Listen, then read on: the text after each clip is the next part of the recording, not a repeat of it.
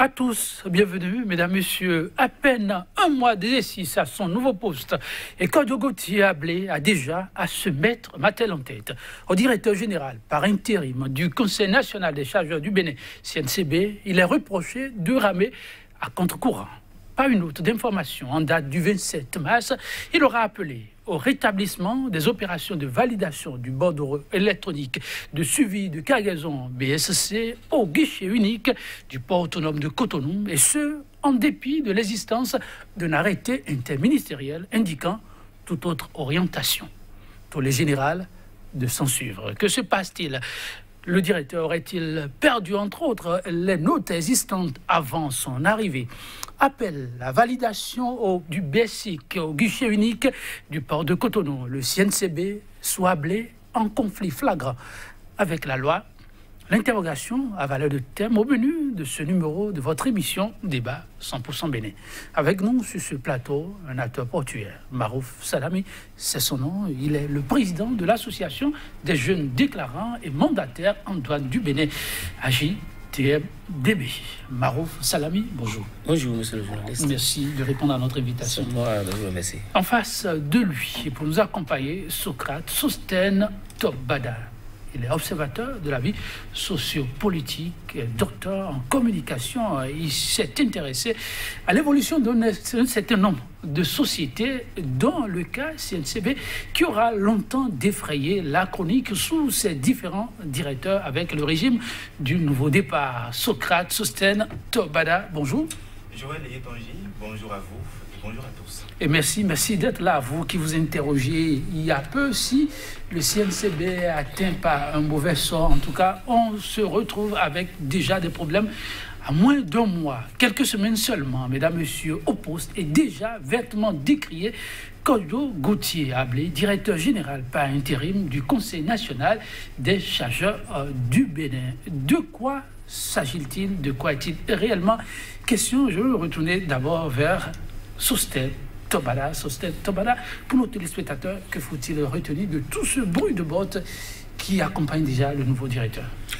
Il faut retenir, Joël Etonji, que le nouveau directeur, le directeur intérimaire du Conseil national des chargeurs du Bénin CNCB, est installé donc dans ses fonctions il y a à peine un mois, précisément le 11 mars de cette même année 2020, et quelques jours seulement donc après son installation, une note de service qui indique que toute opération de validation du bordereau électronique de suivi des cargaisons ne sera plus du ressort, ou toutes les opérations ne seront plus du ressort du Conseil national des chargeurs du Bénin, mais plutôt du port autonome de Cotonou.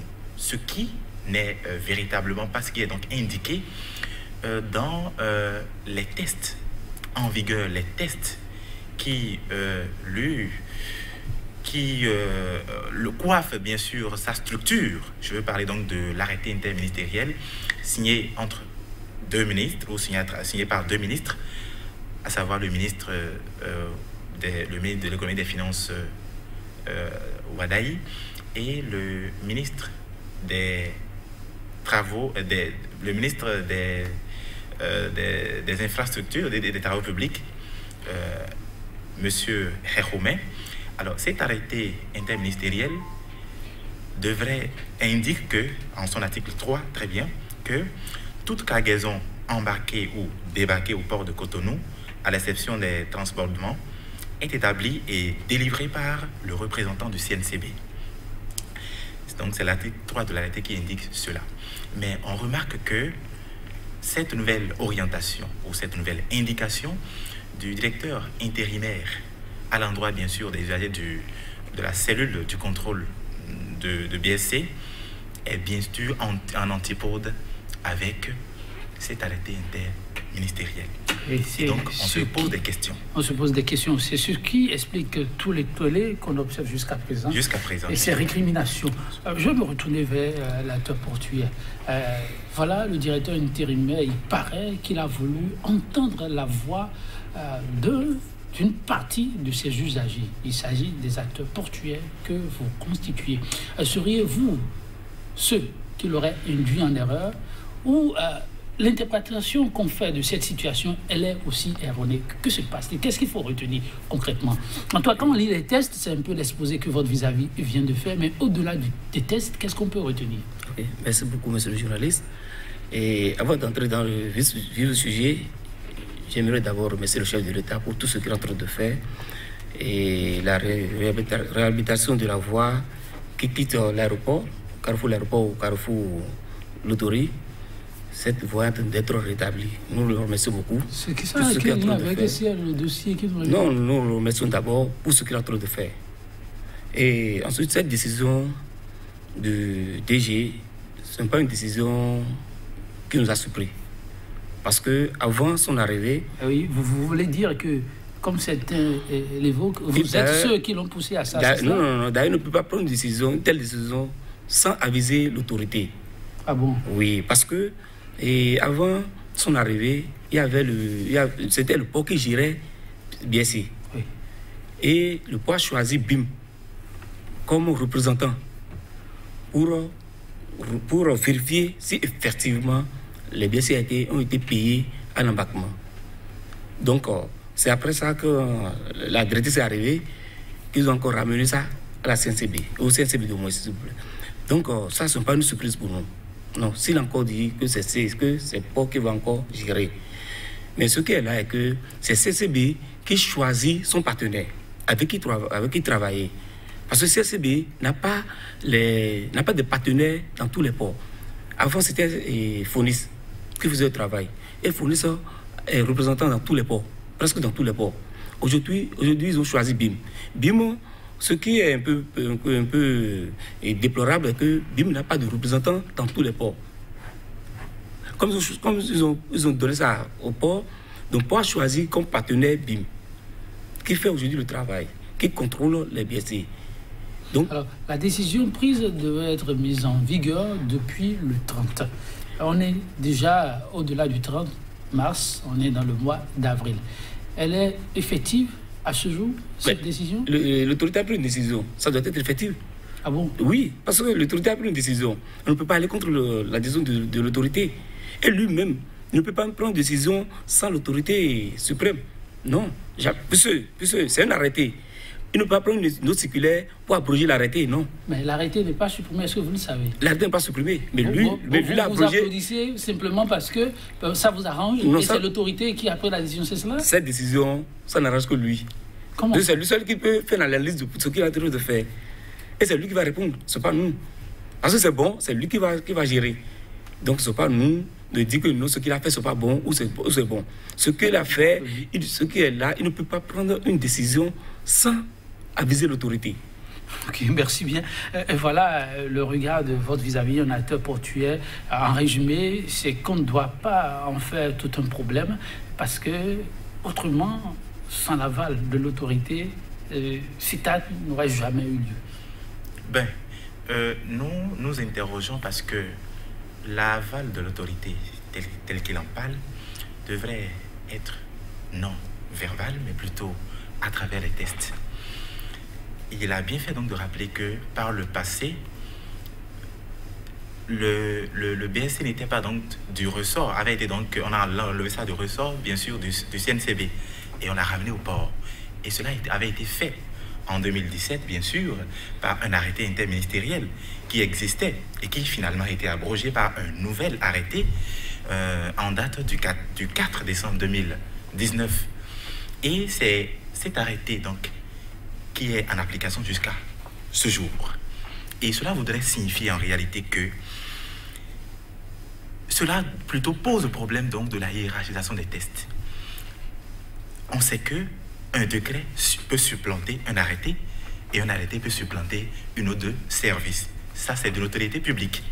Alors, moi, je me pose la question de savoir si l'autorité, l'autorité actuelle, c'est-à-dire le directeur intérimaire, a reçu un aval donc de son autorité suprême et a agi ainsi, qu'en serait-il alors pour la question, celle qui avait précédé, je voudrais donc parler de la directrice générale suspendue la dernière fois, Madame Badarou, parce qu'on aurait donc dit que, en dehors de tout, en dépit de tout, il y a eu des problèmes donc d'insubordination, des problèmes donc de nomination sans donc consultation de la hiérarchie. Le bon sens aurait peut-être voulu que, en de pareilles circonstances, l'autorité, si éventuellement, tel que nous le dit donc l'acteur portuaire, avait donné son aval, que l'autorité le fasse savoir à travers un nouvel arrêté qui donc abrogerait celui existant. Et dans ce cas-là, il n'y aura pas donc de conflit de test. Avant de vous laisser continuer, je reviens vers l'acteur portuaire qui est aussi de la République. Vous êtes dans la République et vous savez que depuis peu, on ne fait plus ce que l'on veut et que tout se fait en conformité avec les tests existants. C'est le nouveau départ, donc une autre façon d'agir.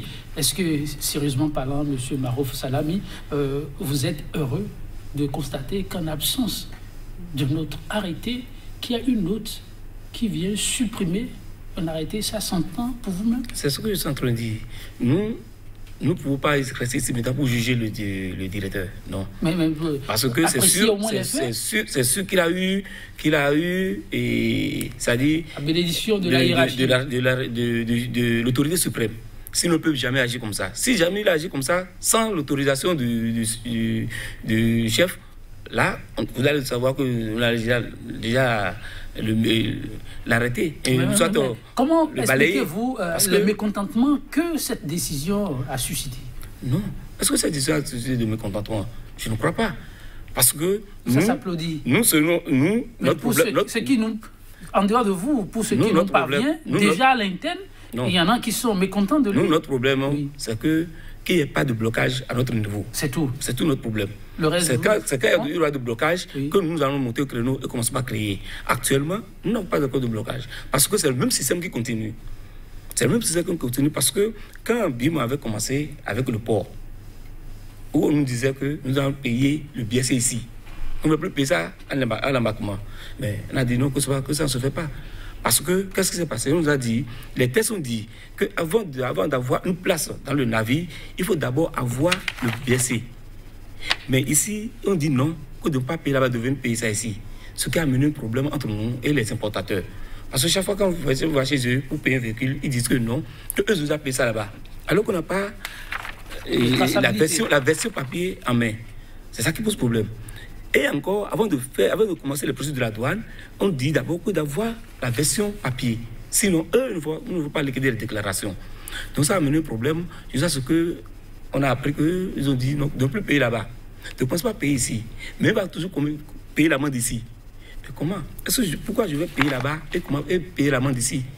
Parce que j'ai le BSC en main. Je ne peux plus payer l'amende BSC là-bas et venir payer l'amende ici. C'est ça qui pose encore un problème. Donc, vous évoquez un autre problème qui est suite à cela. Maintenant, quand vous dites là-bas et ici, je ne suis pas sûr que les téléspectateurs vous suivent. Vous allez préciser l'embarquement, là-bas, ça veut dire que c'est l'embarquement. Avant d'avoir une place dans le navire, il faut avoir le BSC. C'est ce que les tests ont dit. Mais eux, ils disent non, que même si tu as ça en main, il faut payer l'amende. Ouais. Donc, nous avons dit, donc, je ne peux pas avoir le BSC en main et payer l'amende. Parce que si on me dit de payer là-bas, de ne pas payer ça ici, de payer là-bas forcément, je ne peux plus payer l'amende. Ça là, non. En dehors des voix discordantes autour de cette décision du directeur intérimaire, c'était important d'écouter les acteurs portuaires. Et celui qui est là n'est pas représentatif de tous les acteurs portuaires, mais une portion non moins importante. Alors, lorsqu'il vous arrive, M. Top Badab, de l'écouter et de dire, si tant est que ça nous permet de vaquer normalement à nos occupations, on n'a que faire de cette note qui vient abroger un arrêté. Lorsque vous l'entendez parler ici, qu'est-ce que cela vous fait? Oui, cela suscite en moi la question donc de la cohésion qui devait donc exister, parce que tel qu'on l'entend, le pouvoir actuel est venu donc pour faire les choses autrement, pour gérer les choses, pour gouverner autrement. Et en la matière, il doit y avoir donc un certain lien à travers donc les tests, c'est-à-dire d'abord entre les tests, les autorités et les usagers, c'est-à-dire les collaborateurs directs et indirects dans une structure donnée. Et les collaborateurs, en principe, il y a un paradoxe à ce niveau, parce que ce que nous disons, cela doit les inquiéter parce qu'ils doivent donc chercher à savoir, mais que se passe-t-il réellement pour qu'il y ait un arrêté interministériel qui nous dit de faire les choses autrement et que notre de service vient nous dire encore autre chose. Cela devrait donc normalement être leur souci, parce que c'est une question donc sociétale. C'est une question sociétale et il faut donc qu'il y ait d'abord ce pont-là entre les trois paliers que je viens de citer. Et donc, c'est un souci pour moi si, vous l'avez dit tout à l'heure, qui n'est pas représentatif donc, de tous les acteurs portuaires. Peut-être que Vox Populi peut nous dire autre chose à travers donc, ce qui se passe.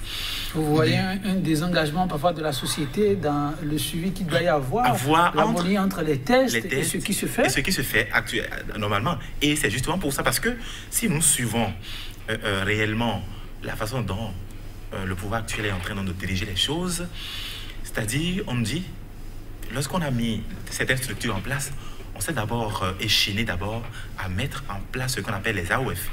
Et c'est justement pour régler ce souci-là, ce souci donc de cohésion entre les actions opérées au sein de la structure et ce qui devrait être, ce qui est donc inscrit dans les tests. Et déjà, ma foi, quand j'entends les usagers donc du port, ou du moins quelques-uns, dire que lorsqu'une note de service qui est en conformité avec un arrêté prise par un directeur intérimaire, que cela ne pose pas de soucis. L'essentiel, c'est de vaquer à leurs différentes occupations. Cela me pose énormément de problèmes parce que je me dis, mais quel est alors ce souci-là de faire les choses, de faire ce pont-là entre les réalisations, ce qui devrait se faire et ce qui est inscrit alors dans les tests? En tout cas, Marouf Salami, les problèmes ne sont pas forcément les mêmes, on peut le comprendre, mais lorsqu'on évolue un peu plus et on transpose le problème qui se pose aujourd'hui à une autre échelle et que chacun doit se dire, c'est quand moi je suis lésé que ce qui se passe à un niveau supérieur doit me concerner. Est-ce que vous-même, vous n'êtes pas un peu inquiet? Non, nous ne sommes pas inquiets parce que, vous savez, aujourd'hui, quand on parle de BSC, on parle des importateurs, on parle de tout le monde. C'est quand le problème quitte là-bas, on voit que ce n'est pas bien, que nous ne commençons pas à créer. Et là, on va nous attendre. Parce que quand on parle des acteurs portuaires, c'est aussi, on parle aussi de l'économie. Oui. Parce que quand ça ne va pas là-bas, l'économie ne peut pas, l'économie ici ne va pas. Donc, vous savez que pour éviter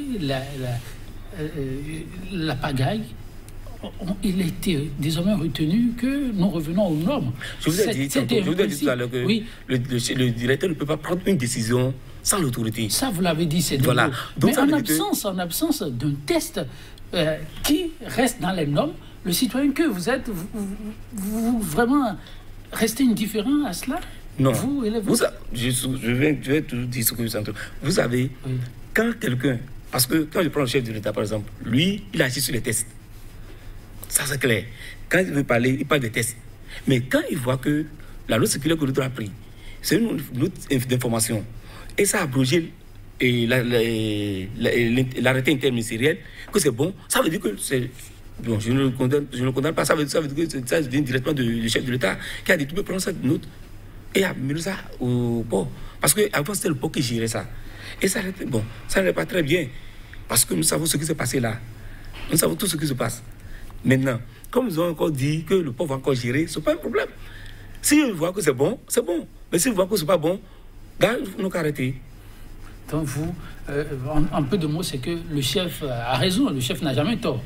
Bon. Donc voilà, est-ce que les dirigeants, quelque part, ne sont pas aussi victimes de la conception juste de leur peuple pour élargir un peu le débat à cela et dire que les populations n'ont évidemment que les chefs qu'il leur faut parfois? Oui, justement, et généralement c'est ce qu'on dit parce que on dit souvent qu'un peuple n'a que des dirigeants qui le méritent.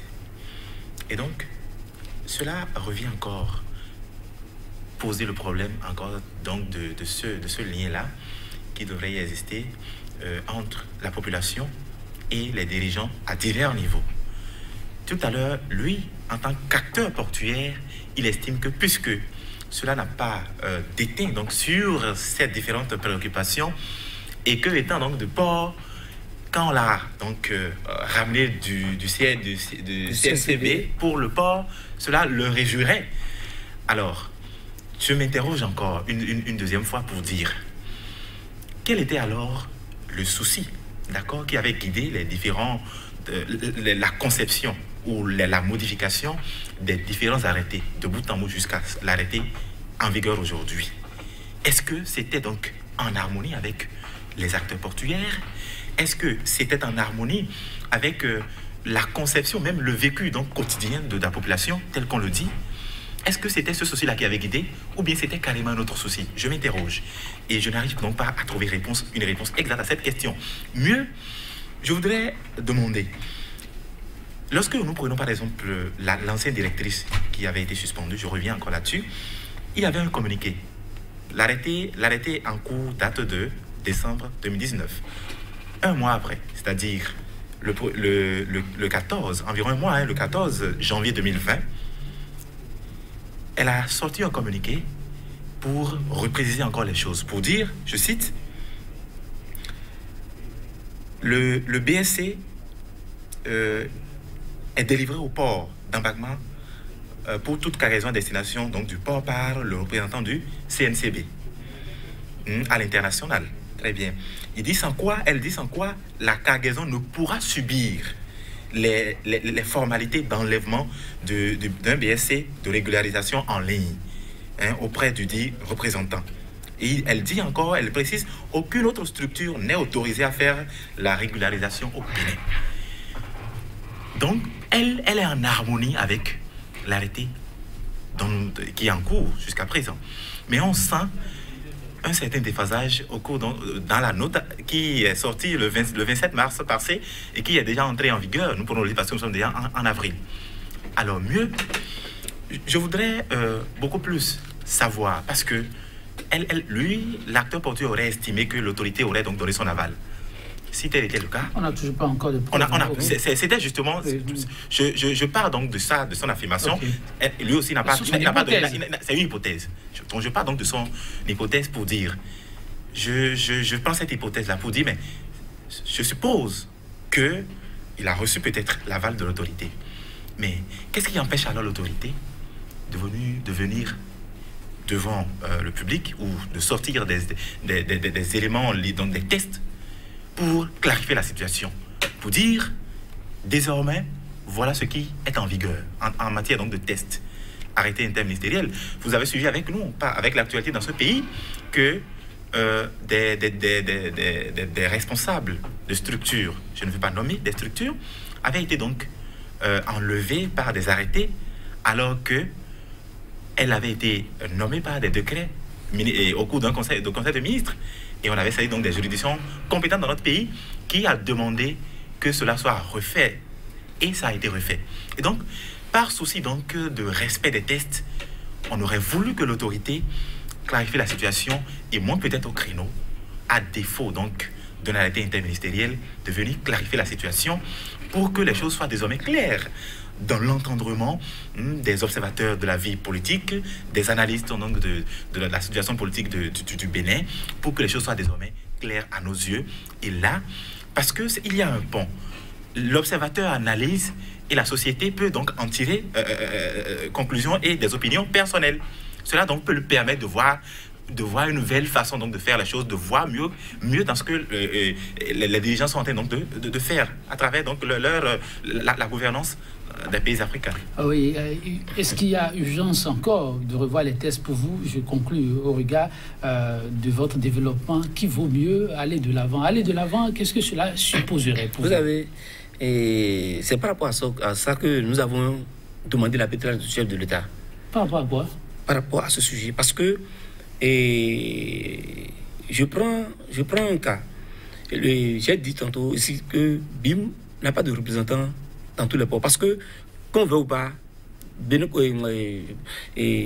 port est en train de travailler avec BIM aujourd'hui. Parce que BIM n'a pas de représentant dans tous les ports. Et parfois, quand le chargeur charge le navire, maintenant, où est-ce qu'il va payer le CNCB? Si ça quitte, par exemple, l'Asie, il faut qu'il appelle l'Europe pour pouvoir payer le BSC. Maintenant, par rapport à ça, est-ce que parfois, quand ils appellent, ça ne sonne pas? Ils nous appellent pour dire, mais là, ils ont appelé, mais ça n'a pas sonné. Qu'est-ce qu'on va faire? Donc, ils sont obligés de faire le tour jusqu'à ce qu'on entre en pénalité.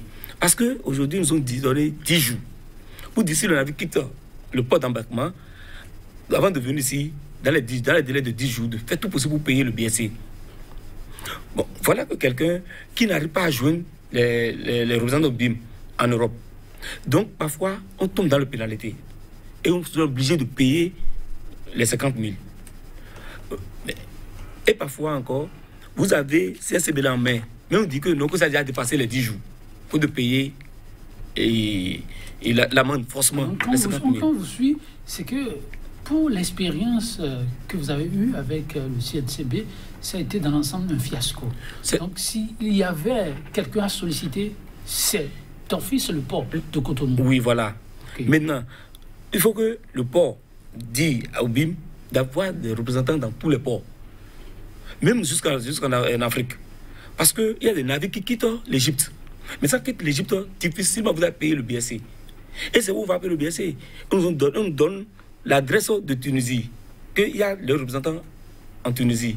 Vous appelez, ça ne marche pas. Et parfois on dit, bon, c'est pas grave, on est obligé de payer l'amende ici. C'est pas qu'on va dire, non, quitter l'Afrique pour aller payer ça en Europe. Parce que juste aujourd'hui, nous n'avons pas encore dit ça. Mais aujourd'hui, on a dit au chef de l'État, on ne peut pas avoir la version papier en main et payer encore l'amende, c'est 40 000 francs. Donc vous soupçonnez que votre cri de cœur a été entendu par l'autorité qui a voulu matérialiser cela à travers cette note. Oui. Maintenant, le problème qui existait depuis, c'est ça qui continue. Parce qu'on ne comprend pas pourquoi est-ce qu'on ne peut pas avoir un partenaire fiable qui a des représentants dans tous les ports pour permettre aux importateurs au moins de bénéficier du délai des 10 jours que le CCB nous a donné. Ouais, non? Donc, on dit non, que nous, on va travailler avec BIM. Et donc, on a dit à BIM d'avoir des partenaires dans tous les autres ports. C'est le problème qui se pose actuellement. Mais est-ce que, je voudrais mieux comprendre, est-ce qu'avec cette nouvelle disposition où il faut aller au port, la question est définitivement réglée? Non, ce n'est pas réglé parce que nous faisons... C'était avec le port qu'on faisait le travail. Et le port a signé un partenariat avec BIM. Et on va payer ça là-bas. Maintenant, avant on dit qu'on ne doit pas payer ça au port d'embarquement, que c'est ici qu'on doit payer ça. Maintenant, nous avons constaté qu'il y a un problème. Parce que quand on paie CNCB et le BSC, on amène encore le même papier pour dire de vérifier si c'est payé, on dit qu'on ne soit pas payé. On dit, mais ça veut dire qu'il y a un problème. Ça veut dire qu'il n'y a pas de traçabilité dans ce que nous sommes en train de faire. Donc c'est là où on a commencé à crier, ce que l'autorité a entendu notre cri de cœur. Il a dit d'accord, c'est ça là. Il met ça maintenant dans la main de CNCB. Que CNCB maintenant qu'à gérer. C'est là que a pris des décisions. Pour dire maintenant que quand le navire va quitter le port d'embarquement pour le port de Cotonou, il faut 5 jours. Les 5 jours, ça ne suffit pas. Donc les importateurs et les maisons consignataires sont partis demander la clémence auprès de la directrice qui a accordé les 10 jours. Mais est-ce que les 10 jours sont suffisants? Non, encore. Parce que quand vous quittez l'Égypte pour Cotonou et vous n'avez pas là où vous avez payé BSC, les 10 jours peuvent passer banalement et vous allez tomber encore dans la pénalité. Là, ça pose toujours problème. Sur le dossier, en définitive... Le problème, oui, c'est que quand on a version papier en main, on ne doit plus payer les pénalités. À moins qu'on n'a pas version en main, on veut payer ça ici. Parce qu'avec fournir, c'est ce qu'on faisait. Quand vous n'avez pas version papier en main, vous payez ça ici avec pénalité, forcément. Et on ne comprend pas pourquoi on ne peut pas faire ça. J'ai mon BSC en main, même me dit que de venir payer encore amende, 50 000. Je vous l'ai dit, le clairage et l'arbitrage de l'autorité s'impose en définitive pour comprendre ce qui se fait. Ce qui n'enlève pas justement à votre plaidoyer toute son importance, à savoir que les tests doivent rester des tests. Si l'autorité pense qu'il est utile de revenir aux normes d'antan, il lui fallu le traduire à travers encore une note. Une note de service, ou carrément des tests qu'il faut. Et justement, je voudrais revenir encore en arrière pour dire ceci. Nous sommes à l'ère des technologies de l'information et de la communication. Et il est hors de question encore que l'on enregistre ces différentes récriminations que l'on observe encore au sein des acteurs portuaires, où il faut avoir payé ailleurs avec des papiers qui certifient, et que de l'autre côté, on n'arrive donc pas à pouvoir accepter pour donner raison, et on demande encore. Alors que pour ce que nous avons appris du BSC, il serait question donc de l'avoir déjà intégré ou de l'avoir déjà implémenté aux nouvelles techniques de la communication. Et donc, en principe, le problème ne devrait pas se poser. La question de la dématérialisation dont les gens parlent, qu'on chante à tue-tête tout le temps, on nous a dit que c'est en cours, certes, mais à certains niveaux, c'est réglé. Et je pense qu'au niveau du BSC, en réalité, cela, pour ce que j'ai comme information, devrait être déjà fait. Et que la question liée donc à ces différents jeux de ping-pong, je l'appelle ainsi, ne devrait pas se poser. Pour une fois encore, nous demandons à l'autorité, d'accord, de faire en sorte de trouver les moyens qu'il faut pour que l'on ne ressente plus les questions de conflit des tests dans les différentes actions liées donc à la gestion, à la tête de nos structures, parce que si on le ressent, nous sommes dans le Conseil des Nations. Et on a toujours dit, sur plusieurs plans, notamment économique, que le Bénin est en train de faire de grands pas.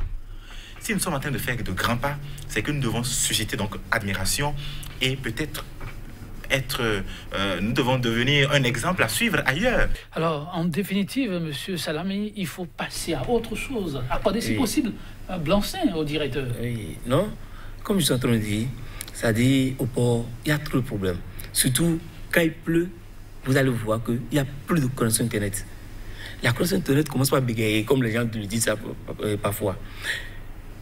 Comment est-ce qu'un régime financier comme le port, comme la douane, et c'est-à-dire quand il n'y a plus, on ne peut plus travailler. Ouais. Donc, ça fait qu'aujourd'hui, tout ce qu'on est en train de dire là, ce connexion Internet, que le Bénin fait grand pas dans le problème au niveau de technologie et Internet, non. Parce que nous ne sommes pas un pays producteur de connexion Internet. Même dans les autres pays. Je prends un exemple, par exemple. Quelqu'un qui a dit qu'en France, qu'il a commandé quelque chose, un produit, et il doit faire ça par Internet. Et la connexion a coupé quelques secondes. Et il a commencé à avoir des problèmes. Voilà un pays comme la France qui a ce problème. Et maintenant, nous sommes venus au Bénin, et on va dire qu'on n'a pas de problème de connexion Internet, de l'Internet. Non. Prenez votre micro, caméra, et allez demander aux gens, s'il pleut, après la pluie, qu'est-ce qui se passe? On passe même une semaine sans travailler. Parce qu'il a plu. Parce qu'il a plu. Vous parlez du port de Cotonou. Vous êtes sérieux là? Ce ne sont pas seulement le port, surtout la douane. Quand il y a au dehors du port, en dehors de la douane, il y a bien de sociétés au Bénin. Et le constat est que ces sociétés fonctionnent même après la pluie. Non. Vous savez, c'est ce que je dis chaque fois. Les gens ont tendance à mentir au chef de l'État. Chaque fois. Ils font l'économie de vérité au chef de l'État. C'est-à-dire, quand il pleut, soit la pluie veut commencer et vous allez entendre des grondements de tonnerre, c'est qu'il n'y a plus de connexion Internet. On prendra la peine de revenir sur cette question. Ça paraît quand même hallucinant ce qu'on entend de votre part parlant de la connexion Internet. Donc c'est un handicap pour le bon rendement. Pour revenir à la question du CNCB, le tollé qui s'observe autour de cette note, pour vous, il vaut mieux passer à autre chose. Oui, il faut passer à autre chose parce qu'il ne peut jamais prendre cette décision sans l'avis de l'autorité. Ça, c'est clair. C'est mon avis. Parce que, avoir le chef de l'État, chaque fois quand il parle, il dit, il s'accroche au test. Alors, monsieur Kodjo Gauthier Ablé, pour l'acteur portuaire, n'est pas à blâmer. Il faut le comprendre. Il ne saurait agir sans l'onction de l'autorité. Alors, pour l'observateur de la vie sociopolitique, facile à accepter ou vraiment des explications s'imposent toujours? Oui, des explications s'imposent parce que pour nous autres, la question de la pédagogie est très importante pour nous. Et en la matière, le chef de l'État est tatillon. Ça, il ne faut pas se leurrer là-dessus. Et c'est justement, puisque le numéro 1 des Béninois est tatillon sur ce genre de questions, qu'il ne faudrait pas la prendre avec pincette.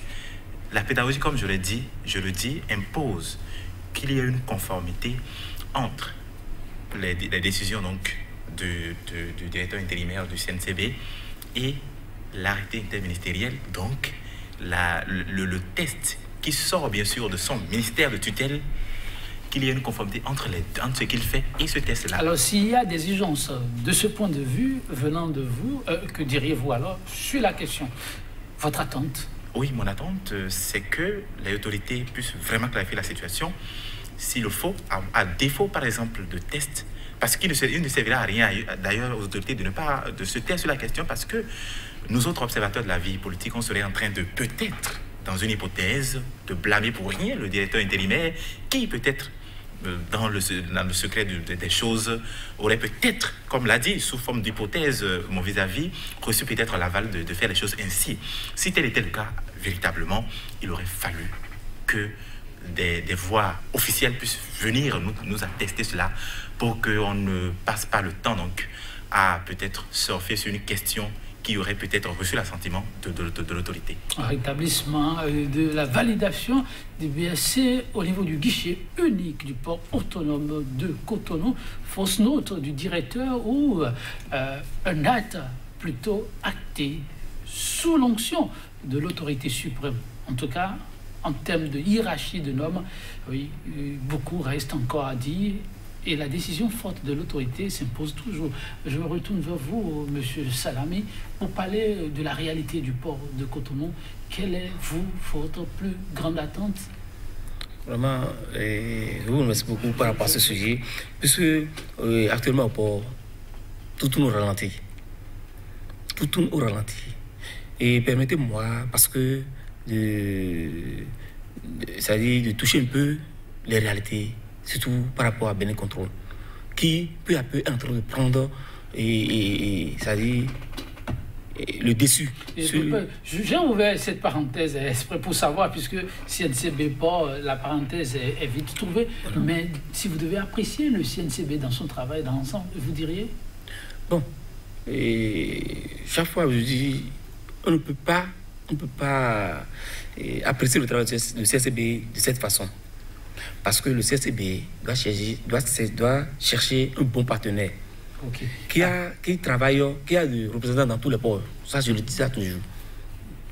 Ok, c'est une parenthèse vite fermée. Oui, sur votre préoccupation. Maintenant, concernant Bénin Control, aujourd'hui, Bénin Control prend le dessus sur la douane. Aujourd'hui. Parce que Bénin Control prend des décisions que la douane ne peut même pas aller contre. Ça, nous, on ne comprend pas. Bénin Control, il y a deux structures là. Parce qu'il y a section marchandises et section véhicules. Section véhicules, il n'y a rien à dire. C'est impeccable. C'est impeccable. Maintenant, section marchandises, là, il y a de désordre. Parce que c'est vrai, les gens accusent le chef de l'État, n'importe quoi. Non, on ne peut pas accuser le chef de l'État parce qu'il a déjà délégué le rôle à quelqu'un de faire le travail. Donc, il n'a plus besoin de mettre les yeux là. Mais ce qui se passe aujourd'hui, Bénin Control seul donne la valeur. Bénin Control seul contrôle valeur. Bénin Control fait écart, demande écart à la douane, forcé. Bénin Control va fermer même les magasins. Bénin Control seul. Aujourd'hui, nous avons un problème avec cette structure. Par exemple, les gens viennent nous voir pour porter des plaintes pour dire que Bénin Control a fait ci, Bénin Control a fait ça. Mais il y a une plainte qui est venue et on a regardé la main. Ce n'est pas bien. Quelqu'un qui a commandé 1900 cartons, il a demandé à Bénin Control le prix. Ce qu'on va faire, on a 3 minutes et j'ai peur que le temps ne nous suffise. On va revenir là-dessus pour la parenthèse que vous ouvrez là, assez d'éléments qu'on entend. Mais vous voyez Bénin Control sur tous les fronts à la fois et vous pensez que ce n'est pas bon. Ce n'est pas bon. Parce que quand Bénin Control voulait commencer le travail avec la douane, ils nous ont dit qu'ils sont venus assister la douane de façon technique. Et actuellement, aujourd'hui, c'est la douane qui est en train d'assister la douane, Bénin Control de façon technique. La douane assiste Bénin Control aujourd'hui. Vous êtes sérieux là? Très sérieux même. On va creuser ensemble pour mieux comprendre. Mais je reviens sur la question du CNCB, puisque vous n'avez pas conclu là-dessus. Dans l'ensemble, cette maison, son fonctionnement, si vous devez conclure, que diriez-vous?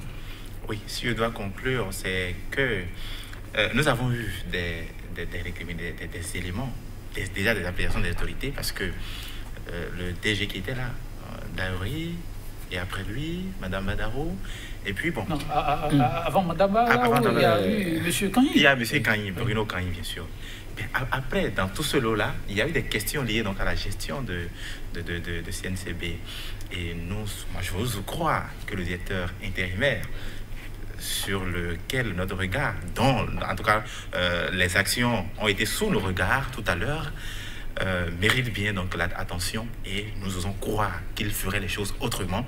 Mais déjà, pour un début, il faudrait que les choses soient véritablement harmonisées. Que les choses soient véritablement harmonisées. On va certainement conclure pour les quelques minutes qui nous restent. Je vais vous demander, la douane, non, Bénin Contrôle qui se fait assister par la douane, propos de votre vis-à-vis, vous y croyez? Bon, nous mettons ça sous le coup de l'hypothèse. Cela reste à vérifier parce que là, si cela s'entend comme cela, je pense qu'il y a problème. Si cela s'entend ainsi, il y a problème. Est-ce que cela s'entend ainsi? On va ensemble fouiller pour voir ce qu'il en est. Oui, chers invités, je suis un peu déçu parce que par rapport à ce sujet, je n'ai pas pu terminer, je n'ai pas pu aller jusqu'au fond. Non, parce que c'est un problème qui aujourd'hui renvoie les importateurs. Parce qu'ils en ont marre de Bénin Contrôle. Ils en ont marre parce qu'ils ne savent pas comment est-ce que Bénin Contrôle, à où ils trouvent les valeurs pour donner, pour apprécier par rapport aux marchandises. Bénin Contrôle, ce que les gens payaient, par exemple 1 million, aujourd'hui ils paient jusqu'à 3 à 4 millions. Mais vous avez vu ce qui se passe. Aujourd'hui, il n'y a plus d'importateurs, des importateurs. Les importateurs fuient leur port. Pour d'autres. C'était hier, ça même aujourd'hui. Avec les nouveaux acteurs, les nouvelles autorités, on a appris que les choses ont... Jamais, c'est faux. C'est ce que je suis en train de dire. Parce qu'ils mentent au chef de l'État. Ils ne disent pas la vérité au chef de l'État. Le chef de l'État est là pour écouter tout le monde et apprécier. Maintenant, ce que nous sommes en train de dire ici, ça concerne directement l'économie. Ça concerne l'économie parce que si les exportateurs ne viennent pas, où est-ce qu'on va trouver l'argent pour construire les routes? Où est-ce qu'on va trouver l'argent pour construire les écoles et autres? Un bon patriote, oui. Donc, merci d'avoir été là. Ne vous en faites pas, vous avez beaucoup à dire sur ce sujet. Je vous le promets, on se reverra pour approfondir ensemble le sujet. Merci pour votre disponibilité, merci pour votre éclairage, merci également à vous, Monsieur Tobala, pour avoir été des nôtres. Mesdames, Messieurs, 100% Bénin s'achève ainsi pour ce numéro autour de la question combien fumante de la gestion du directeur intérimaire. Beaucoup de flou encore artistique. La réaction des autorités reste toujours attendue. Pour l'émission du jour, on clôture ainsi. On faut s'accompagner sur cette citation de l'écrivain français François Mariac. Notre vie, dit-il, vaut ce qu'elle nous a coûté d'efforts. Bonne méditation chez vous et à très vite pour une suite à cette émission, c'est promis. Au revoir.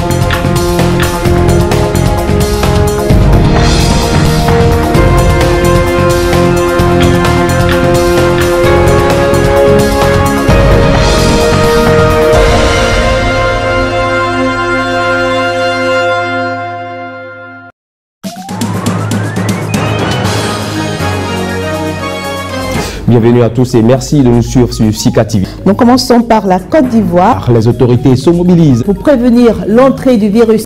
Après le hack sur la guerre à Gaza, nous sommes là pour être solidaires. Et les femmes en Irak, les musulmans restent silencieux. En passe son printemps. Faisons un tour en Afrique. Nous vous supplions de nous aider. Bonne suite des programmes sur Sika TV. Le journal télévisé toutes les 30 minutes sur Sika TV, le vrai visage de l'actualité.